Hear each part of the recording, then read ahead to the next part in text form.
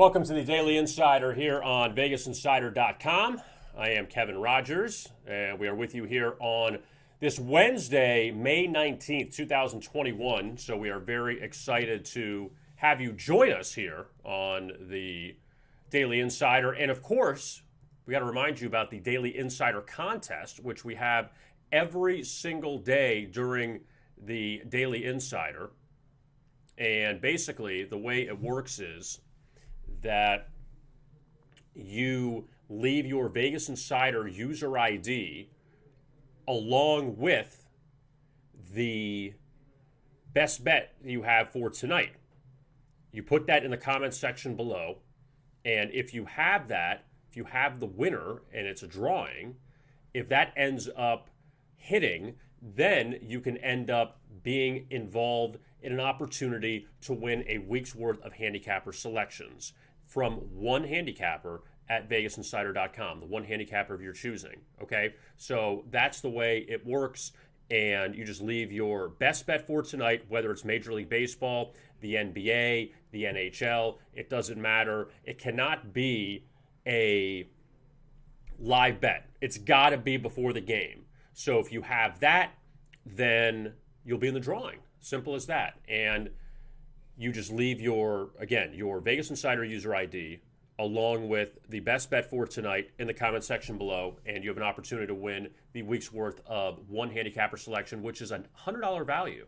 And if you don't have a Vegas Insider user ID, don't worry, because you can get it right now. If you go to the big yellow register button, click on that, free membership, register now. Click on the register now right here. Put in your user ID of your choosing, you create it, and also you put in a password, email address, first and last name, phone number. Basically, it's just contact information for our marketing team to get in contact with you. So if you win, we can find you. Simple as that. You won't be able to get the picks if we can't find you. So that's how it works, and it's free to register, so that's also another key. I know people don't like paying for a lot, so it's free.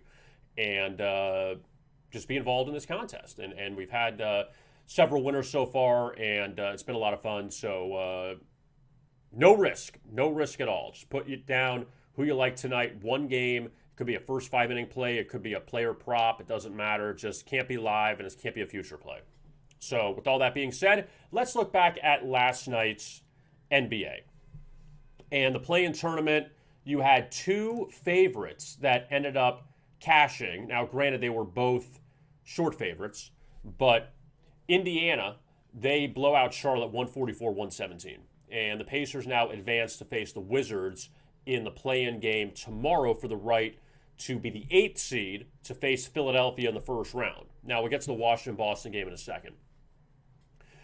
All right, let me talk about a few things with the Charlotte-Indiana game. Number one, that the Hornets, they were terrible last night. There's really no two ways about it. There's no argument to be made for the Charlotte Hornets at all. Indiana buried them early. It felt like Indiana was going to run them like 4 minutes into the game, if you watch that. Indiana was hitting shots all over the place. Charlotte couldn't hit a shot. And all of a sudden, the Pacers were up double digits, and there was no looking back. There was barely a rally for the Charlotte Hornets coming back in that game last night. Doug McDermott hit a bunch of shots all over the place. And Brissett out of Syracuse, he hit a bunch of shots. Both of them carried the load for Indiana. No Karis LeVert. Domantas Sabonis had over 20 rebounds last night, but he wasn't a huge scoring threat. The Pacers also were helped by Malcolm Brogdon coming back into the lineup last night. And we'll see what LeVert, if he's able to come back for the Washington game or not. I mean, the health and safety protocols, you can't really miss a day and come back, but we'll see how that turns out. I had in the free pick video on VegasInsider.com and our YouTube channel, I had Charlotte. I openly admit that. I had the Hornets. It was a terrible pick in retrospect. There's no disputing it. And, you know, I know a lot of people are like, oh, well, Indiana was easy. Yeah, Indiana turned out, in the end, they scored 144 was easy. In a best-of-one scenario where the line, it seemed like the line was, not that Charlotte was the play, but the line dropped with LeVert out, And Charlotte beat Indiana twice this season. Charlotte didn't look good last night. They can't win, with Gordon Hayward out and Terry Rozier and Devontae Graham, those guys not carrying the load. That Devontae Graham had that crazy three-pointer he hit at the end of the first quarter where the ball was knocked away and he hit a three at the end of the shot clock, almost by half court. And it was a nice three-pointer, but they need that guy to blow up for 25 points if they have a chance to win. Or the same thing with Terry Rozier. And the Hornets, they just dug themselves a huge hole. LaMelo Ball, it's between he and Anthony Edwards for the Rookie of the Year. LaMelo just is not a great shooter. LaMelo is a very good ball handler. He's going to be a very good point guard in this league, but his shooting numbers down the stretch coming back from the broken wrist were not good. And Charlotte closed the season 3-8 since LaMelo Ball came back to the lineup. So obviously, like, he wasn't the thing that was missing to get them back on track because they weren't playing well. And for Indiana, look, they closed the season as a very good team covering numbers at home, but a lot of those were as a home dog against the likes of the Lakers and the Bucks and the Hawks and the Wizards. And they were pretty bad home favorite this season, but they took care of business. They advance now, and they'll face Washington coming up on Thursday in D.C. And the Wizards, they came into last night's game as the underdog darling. A lot of people wanted to back Washington because of what they did down the stretch. It was 17-4 and 1 ATS, something like that. And Russell Westbrook had all these triple doubles. Bradley Beal was banged up for a part of that stretch. He came back for the Charlotte game on Sunday with that hamstring injury. He wasn't 100%. He obviously played last night. And Beal and Westbrook didn't shoot the ball well. They combined for 42 points, the two of them. Washington actually took the lead at halftime. They had a slow start, but the Celtics blew it open in the third quarter. Jason Tatum had a huge game. He had 50 points, and the Celtics won by 18. So Boston now gets a date with Brooklyn in the opening round. It's definitely not going to be easy, to say the least. But Washington now gets Indiana for the fourth time this season, and Washington is 3-0 against the Pacers. And all three of those games were high scoring. Last game was an overtime game in Indiana that the Wizards snuck by the Pacers by one. Bradley Beal got hurt in that game. But that should be an interesting one, and that total dropped. It was 250 the last time they played. Now it's 241 going into Thursday. So Washington's a 3.5-point favorite against Indiana for the last spot in the Eastern Conference, and the winner will get Philadelphia coming up in the first round starting on Sunday. So now let's look ahead to tonight's action inside of the Western Conference now as things shifting over. And you have San Antonio-Memphis as the first game. Now, the road team went 3-0 between these two this season. San Antonio beat Memphis way back in December to start the season. And the Spurs, they were torched in a lot of these games by Memphis. They gave up 119, 129, and 133 in the three games against the Grizzlies. Now, first off, San Antonio won as a short dog at Memphis way back early in the season. And you got to remember, the Spurs had LaMarcus Aldridge earlier in the year. Then they released him. He went to Brooklyn. He retired. So we got to put that out there, that Aldridge was with this team. Also, Jaren Jackson wasn't with the Grizzlies because he was still recovering from his ACL tear from the bubble last year. He's back now for the Grizzlies. Memphis won both games in San Antonio as a dog. Now Memphis has flipped to a favorite.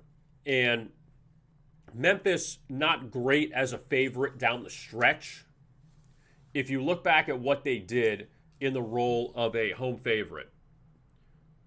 Now, Memphis didn't cover their final three. They melted down in the fourth quarter against Golden State, a game they came back. That was the right to get in that 8-9 game, to get the two shots at advancing into the playoffs. And Memphis actually led by one in the fourth quarter of that game on Sunday at Golden State, and then the Warriors went on a huge run to win. Look at what Memphis did as a home favorite late in the season. Didn't cover twice against Sacramento. Didn't cover against New Orleans. They got lucky to win that game too. Didn't cover against the Knicks. Lost by 14. They beat Orlando. Big deal. They lost to Portland. So as a favorite, 0-2, 0-3, 1-3, 1-4, 2-4, 2-5, 2-6 ATS in their last 8 as a favorite. Just something to keep an eye on. Now, for San Antonio, they had that 22-year stretch of going to the postseason. They didn't make it last year. Now let's see if they can start a new streak. San Antonio went 2-10 in their final 12 games. But let's look back at who they played. All right, this is just something for reference.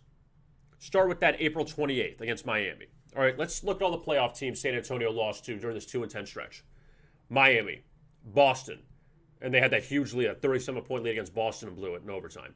Miami, Boston, Philadelphia, Utah, the top seed in the West, twice. Portland, they beat Milwaukee. At Brooklyn, at New York, Phoenix twice. They went 2-10. All 10 losses came to playoff teams. Now, it's not about saying that Memphis is not a playoff team because Memphis still has a winning record. They're technically outside of the playoffs right now. But San Antonio didn't go 2-10 against a bunch of dogs. Now, they did beat Sacramento and Milwaukee. I mean, Milwaukee's obviously an elite team and Sacramento's not. But the Spurs had a good road record this year. They were tested down the stretch. They didn't pass a lot of those tests. And now they're going on the road as a short underdog against a Memphis team they have won at already this year. And listen, the pressure's on the Grizzlies. In these games with these home teams, we'll talk about the Lakers in a second, the pressure's on these home teams. Obviously, loser goes home in this Memphis-San Antonio game. But San Antonio kind of lingered the whole season and couldn't get over the hump in the Southwest. Memphis went on a run towards the end of the season. I just have more faith in the Spurs here. You have 2 top-tier scorers. I mean, the better scorer out of the 2 with the top scorers is DeMar DeRozan as opposed to John Morant. John Morant is still averaging shy of 20 points a game. But DeMar DeRozan is the best scorer on the floor out of anybody out there. And, look, San Antonio's got to hit their shots. Anybody's got to hit their shots to win in this league. I think we all know that. We saw that with Indiana last night. Memphis has several guys they can count on with Morant, with Dillon Brooks, with Valanciunas in the middle, with Jaren Jackson. And, again, in these games, I feel like you need the role guys to step up. And that's always what it is. You know what you're going to get from John Morant. You know what you're going to get from DeMar DeRozan. Who else is going to step up for the Spurs? Is Lonnie Walker going to have a big game for the Spurs? Is Murray going to have a big game for the Spurs? Is Patty Mills going to hit a few threes for San Antonio? Is Rudy Gay going to have a good game off the bench? That's kind of where you go with the San Antonio team and who else is going to step up. I personally like the Spurs in this game tonight against Memphis. Now, the next game is Golden State and the Lakers from Staples Center. And obviously a lot of star power with this game with Steph Curry, with LeBron James, with Anthony Davis. And unfortunately, I mean, it's part of the play-in tournament. This isn't a play-in game because the loser of this game will play Friday against whoever comes out of the Spurs and Grizzlies. So the high drama, it'll be a fun game, but the loser doesn't go home necessarily. So that's where you can't be sold on the, one and done with this game. All right, a couple things with this. Number one, the Lakers beat Golden State twice this season. Golden State came back from, a 16-point halftime deficit the first game at Staples Center to beat the Lakers. And then LA won comfortably the next 2. Now, I want to throw this number out at you for LA. That the Lakers started off very well against Golden State in all 3 matchups this season. First game at Staples Center, Lakers led 64-48 at the half, so up 16 at the half, ended up losing that game. Lakers led in the second game at Staples, 73-44 at the half, so plus 29. In the third game at Chase Center at San Francisco, the Lakers were up 65-50, up by 15. So up 16, 29, and 15 at the half. They're laying 2.5 in the first half. I think that's the play tonight.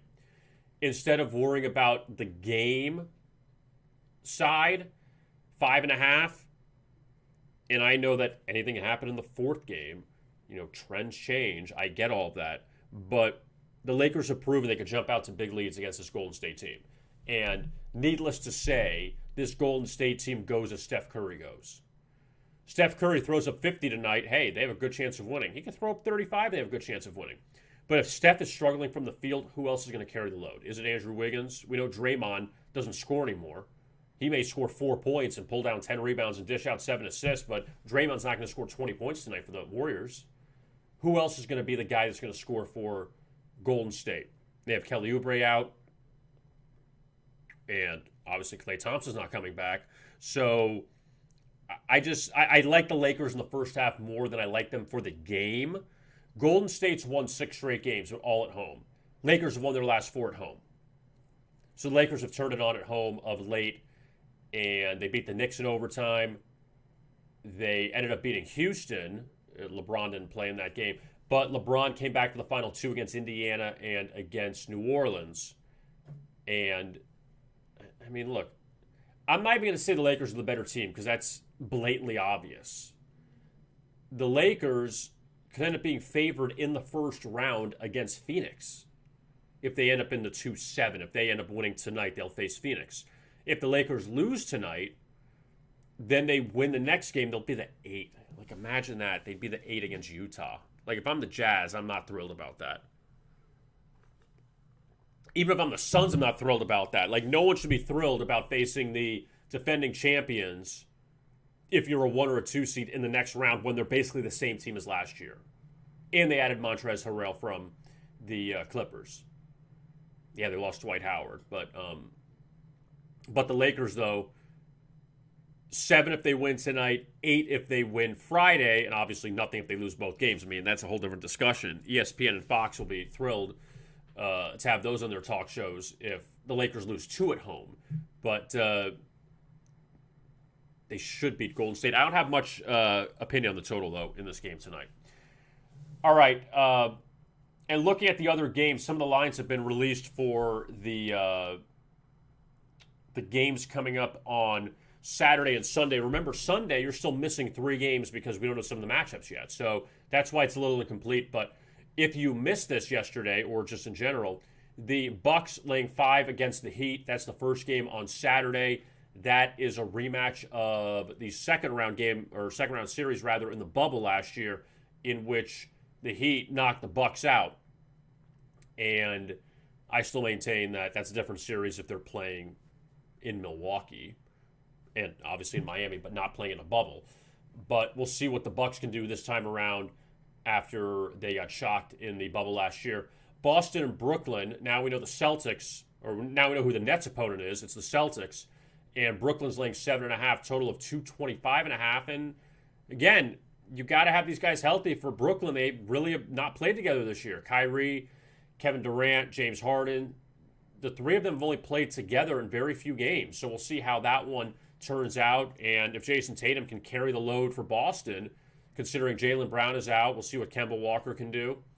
But that should be an interesting series. Then you have the Mavs and the Clippers. That's a rematch of last year, the first round. That was when Luka hit that 3 at the buzzer in one of those games, but the Clippers ended up knocking out Dallas. And the Clippers, they are a 5-point favorite in the opener at Staples Center coming up on Saturday. And then the late game, it's going to be a really intriguing series, this Portland-Denver series, that the Nuggets laying 1 to the Blazers. Denver's going to have to go through Nikola Jokic, basically their offense goes through him anyway. You see the numbers he's put up, and no Jamal Murray, who was a huge factor in the playoffs last year.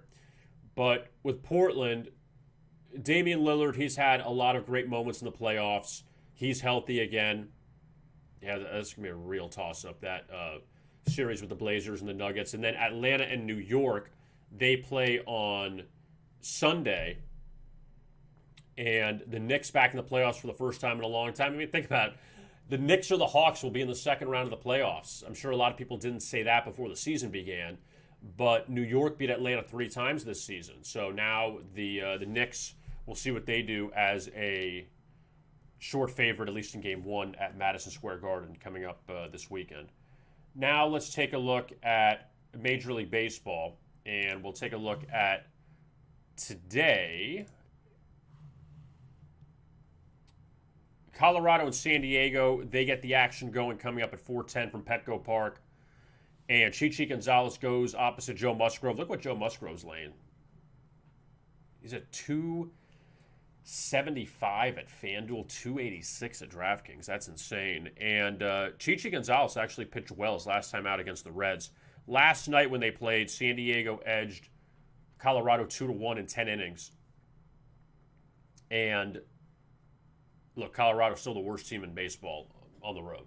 2 wins so far in the season. It's like 2-16 or something, or worse than that for the Rockies on the road. So, good luck if you're going to take them today. But Joe Musgrove, since the no-hitter, numbers haven't been great.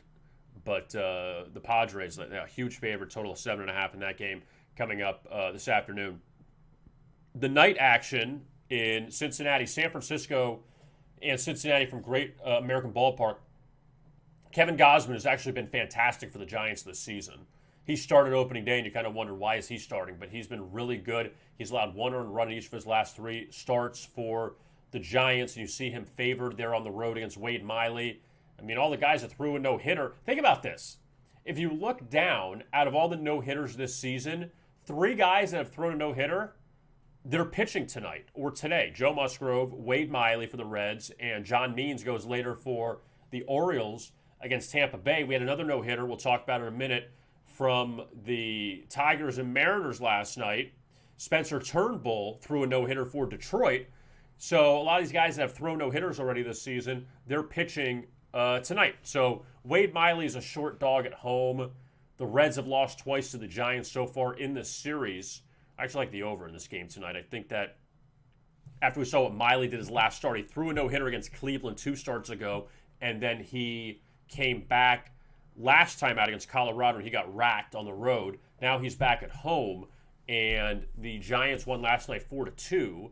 Luis Castillo was better for the Reds, but he can't win to save himself. And Anthony Desclafani came back against his old team and shut him down. So San Francisco, this is game 3 of the 4-game series at Great American Ballpark, and the Giants have taken the first 2.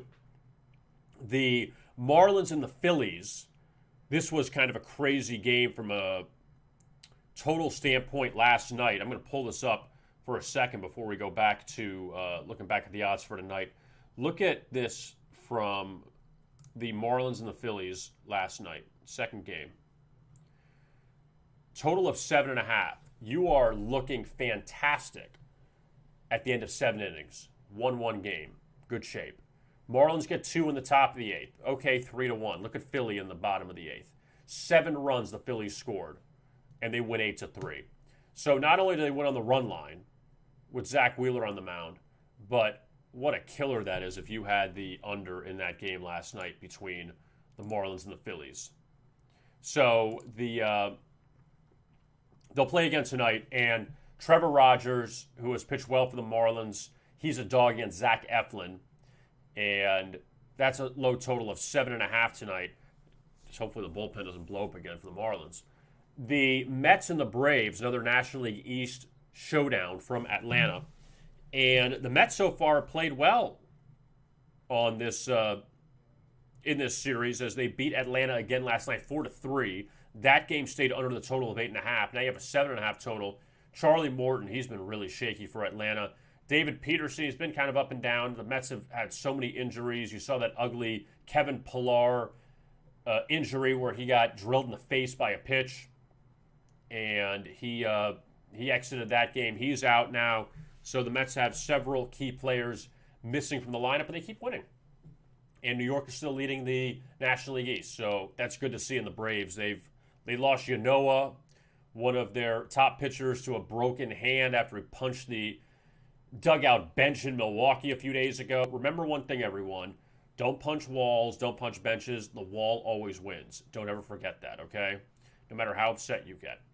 So we'll see if the Braves can bounce back tonight. And the Braves, again, they are just all over the place. They won 2 at Milwaukee. They lose the first 2 to the shorthanded Mets team. I can't figure out this Atlanta team for the life of me.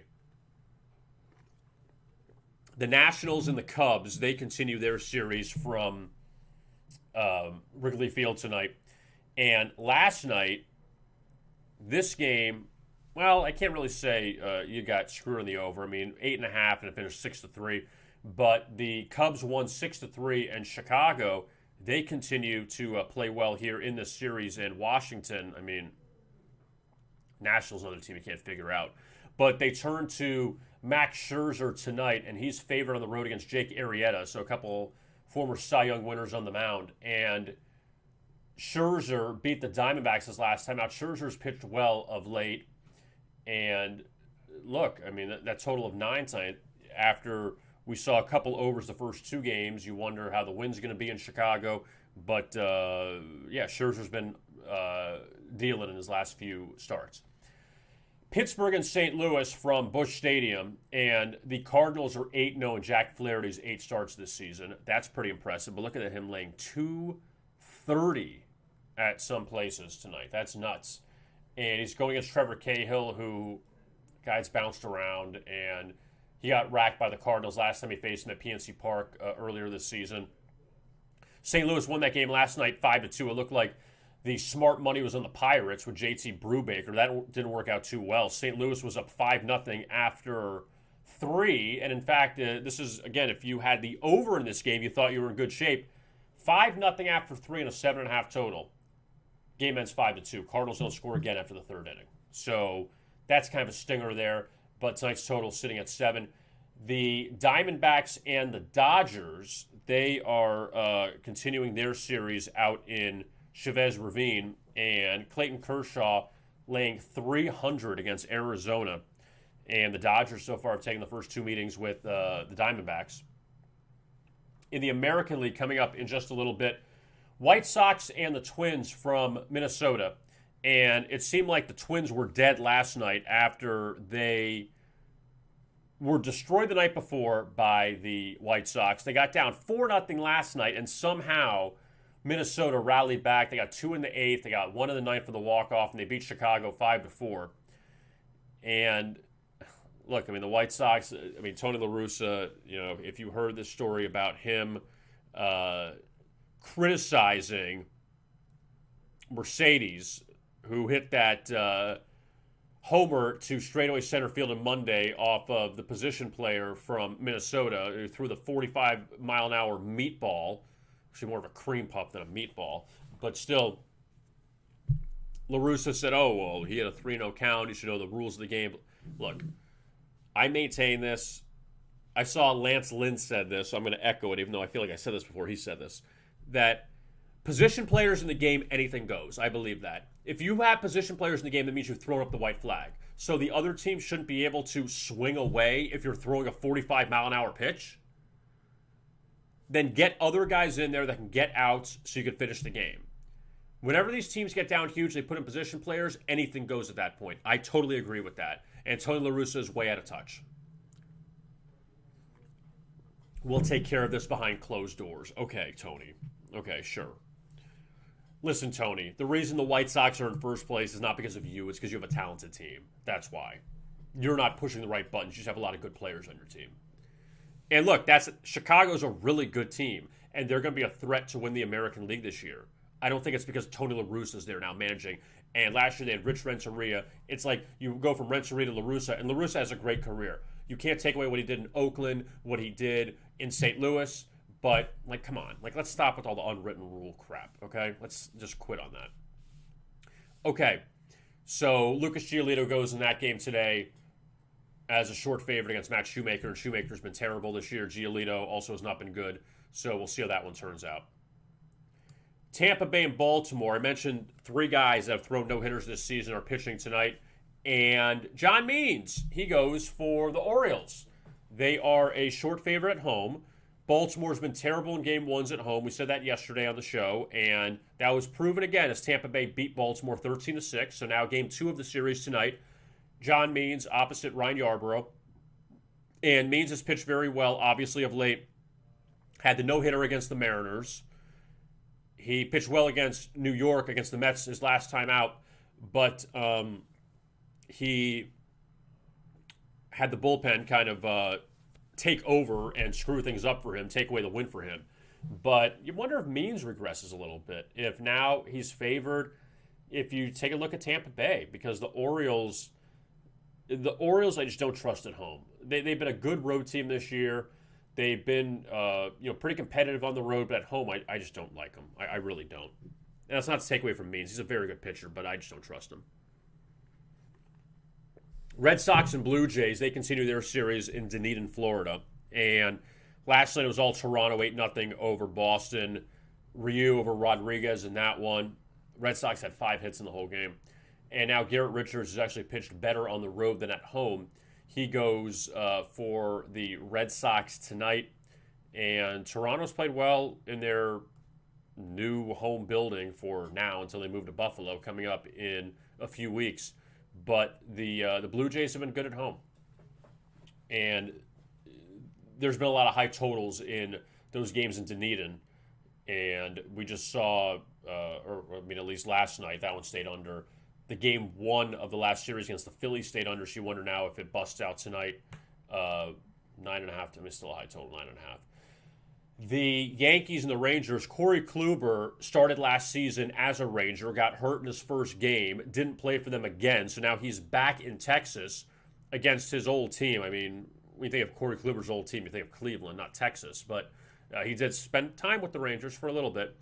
And last night, the Yankees, they ended up pulling away from the Rangers 7-4, a game that Texas led 3-0 early. Yankees got 5 in the 4th inning to pull away after Garrett Cole lost in the first game as a huge favorite. Jameson Taillon he went for the Yankees last night, and they end up getting 13 hits and win. So Kluber goes tonight. Kluber's pitched very well for the Yankees. And Texas, look, they have struggled of late. They got swept by Houston this past weekend. They lost 2 at San Francisco. And they started off hot, kind of tapering off a little bit. I mean, hot for them. I mean, we know the Rangers aren't really a threat to win the AL West. The Angels, without Mike Trout, they got run last night. Well, let me rephrase that. They were getting run early. They were down 5-0 after Cleveland's first at-bat. And the Angels came all the way back and tied it at 5 before the Indians got one in the 8th inning to win it 6-5. So the Indians beat the Angels without Mike Trout. And Trout's out for a little bit now for LA, so we'll see how that affects them. And they get Shohei Ohtani going tonight. And Ohtani's been the biggest story for the Angels this season. I mean, yeah, we know Trout is, but Ohtani, I mean, he's pitching well, he's hitting well, and Ohtani favorite at home against Cleveland. Zach Greinke goes for Houston tonight against Frankie Montes in the Astros Athletic Showdown. And a back-and-forth game last night at the Coliseum. Oakland won in walk-off fashion 6-5. It was a 5-3 game going to the 7th. And then Oakland rallied back, one in the 7th, one in the 8th, one in the 9th, and they ended up winning that game. So the A's, first time they beat the Astros this season at home, because they got swept by Houston earlier this season when Oakland had that poor start before they went on a run. All right, Detroit, the Tigers have won 2 at Seattle, and Spencer Turnbull, that's right, Spencer Turnbull throws a no-hitter for Detroit. 5-0 win over Seattle. The Mariners have been no-hit twice this month. And John Means, very good pitcher for Baltimore. Turnbull, kind of an up-and-down guy for Detroit. But, it's a pretty sad state of affairs for the Mariners. Get no-hit twice, not only in a season, but in a month, against 2 teams that may finish in last place of their respective divisions. And the Mariners, I mentioned a number yesterday, 1 loss on the season at home, off a home loss, or actually just off a home loss in general. And I did like Seattle last night, but you can't win a lot of games if you don't get any hits. Simple as that. If you're new to handicapping and betting, just giving you that piece of advice. Milwaukee and Kansas City, same thing with the Brewers. They got 3 hits last night against Kansas City as a -170 favorite with Brandon Woodruff on the mound. But the Royals beat the Brewers 2-0. They got 2 runs in the 8th. 2 runs was enough for the Royals to win it. And Milwaukee, again, their offensive woes continue. Tonight, Corbin Burns goes. Corbin Burns, who has 1 walk so far in the season, and he's been fantastic. Brad Keller, who pitched well his last time out against the White Sox. And we'll see what he does here as a home dog. He had a good record as a home dog last season. Let's see what he does here against Burns, who, again, has put up really good numbers so far on the campaign. But how do you trust Milwaukee's offense? Let's look at the NHL and last night, and then going into today and tonight. I don't know when the Canucks season is going to end. So I feel like they're playing every day. They're making up all these games that were postponed due to COVID, and now Vancouver's playing every day. But they beat Calgary yesterday 4-2. I congratulate you if you try to handicap those games, but I would say stay away from them. But if you find angles, good for you. The Penguins over the Islanders 2-1. So Pittsburgh, they now are tied with New York at 1-1 in that series. They get 2 in the first, hold off New York 2-1. So a couple of one-goal games between those two teams. The Lightning now up 2-0 over the Panthers. 3-1 victory in Sunrise last night behind Andrei Vasilevsky. Chris Driedger didn't play too poorly in the Panthers net. There was one puck knocked in by a Panther that was credited to Steven Stamkos, and that gave Tampa Bay an early 1-0 lead. They got another one in the first, and the Lightning got an empty netter late to win it 3-1. So Tampa Bay now up 2-0, heading back to Amalie Arena for Game 3 coming up Thursday. Vegas ends up holding off Minnesota 3-1, so the Golden Knights tie that series with the Wild at 1 apiece. And let's look ahead to the Wednesday action. Vancouver, Calgary. Let's keep this going. Let's just keep playing all these games. Let's make sure everybody gets their games in before the season ends. Washington and Boston, that is Game 3 from TD Garden. Washington won the first game in overtime. Boston won the second game in overtime. And now the Bruins, a heavy favorite against the Capitals here tonight. Carolina, a nice size favorite against Nashville. Hurricanes routed the Predators, in the first game of that series. And we'll see if Nashville can come back and even it up at 1 apiece. Winnipeg and Edmonton, they begin their best of 7 series tonight, finally, after all this time. And that should be pretty interesting. I think a lot of people are waiting for the Connor McDavid, Austin Matthews showdown in the next round. I think that's what we're waiting for, Edmonton and Toronto, because Toronto, Montreal, they're going to get started on Thursday. But let's see if Edmonton can get through Winnipeg in the opening round. And then St. Louis, look what they're laying. This is the playoffs. They're laying 320, or Colorado laying 320 to St. Louis. That is nuts. So the Avalanche already up 1-0 in that series, and that could be very, very fast. The Avalanche knocking out the Blues in Colorado. A lot of people are thinking of them as going to the Stanley Cup. But you do have to remember, seeing how things go, you may not get the geographic Stanley Cup that you were thinking of East versus West, since there's no conferences this season. You have 4 separate divisions, and the 4 teams that get out of these, out of the second round, they're going to reseed going back to regular season points. So it'll be interesting if you get, well, Colorado had the most points, and I believe it was Carolina after that. But, you can get potentially how things drop. I mean, you could get Colorado and Toronto in the second round, or in the third round, and then you could get Toronto and Carolina in the Stanley Cup final. Like, anything can happen, which is really crazy in this season with the realignment in the NHL. But they'll go back to the old next year. Seattle will be a part of the league as well. Now, you can purchase handicapper picks. Go to the Buy Picks page on NBA or Major League Baseball or the NHL. $29.95 per handicapper. All right? And you'll get their picks for the day. Now, obviously, NBA, there's not a lot to choose from right now, just because there's so few games. But there'll be more picks later on in the week once we get towards the weekend with, all these best of 7 series starting. And also the guaranteed picks, $39.95 per handicapper. What that is, it's one selection, the best selection for the day for this handicapper. You pay after it wins. So if it's a winner, then you pay the $39.95, but you won your bet. If it's a loser, you pay nothing. Simple as that. So that's the guarantee. promise, is that you don't pay if you lose. So you have that for NBA, Major League Baseball, and the NHL.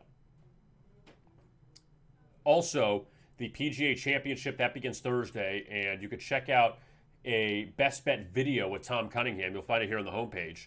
He's joined by Matt Cooper, and Matt Cooper has been a good guest breaking down some of these tournaments already. And the PGA Championship starts Thursday, so you can check that out. Also, we have PGA Championship picks. Our friend Matt Blunt, who does a great job covering the golf. You could find that on our homepage, and also you go to our golf arena as well, or just click up here, the PGA Championship, and you'll see all of the different ways that you can bet on the PGA Championship and see how different ways you can do it and kind of go from there. Also, want to remind you again about the Daily Insider Contest. You leave your Vegas Insider user ID and your best bet for the day in the comments section below this YouTube video. And your best bet can be baseball, it could be hockey, it could be basketball. It cannot be a live bet in the middle of a game. It's got to be before the game. It could be a player prop. If you want to do that, that's fine too. You lay that underneath, or you put that underneath the video, and you will be in the drawing for, if you win, you have to win your pick. If you lose, you don't win. If you win, you'll be in the drawing for a week's worth of handicapper picks from one handicapper on VegasInsider.com if you're choosing. And our marketing team will get in touch with you. If you do not have a user ID, that is fine, because you could do so using the big yellow register button. Click there in the upper right-hand corner. Free membership. Register now. There it is. User ID, password you create, email address, your name and phone number so we can get in touch with you. Simple as that. And our marketing team will get in touch with you if you can get all that information out there. And also, you can... we also like you to be a subscriber too, as well, to our YouTube channel. Very easy. Click the subscribe button, like these videos. You'll get more alerts about other videos that we're making, as well as the live stream that we have daily here on VegasInsider.com on our YouTube channel. So, with all that being said, I am Kevin Rogers, and we appreciate you watching the Daily Insider live stream, as always. And we'll talk to you again tomorrow at noon. And always, best of luck with your bets.